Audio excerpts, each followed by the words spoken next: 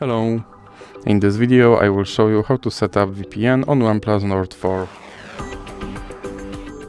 So you have to start by opening your Google Play Store and then click on search and type in Turbo VPN and click search. Now select this application and click install. Now you can click open and here click on agree and continue.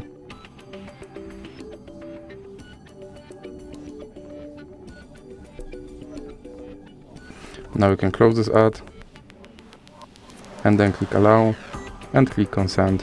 Now you can click on this button and then click allow.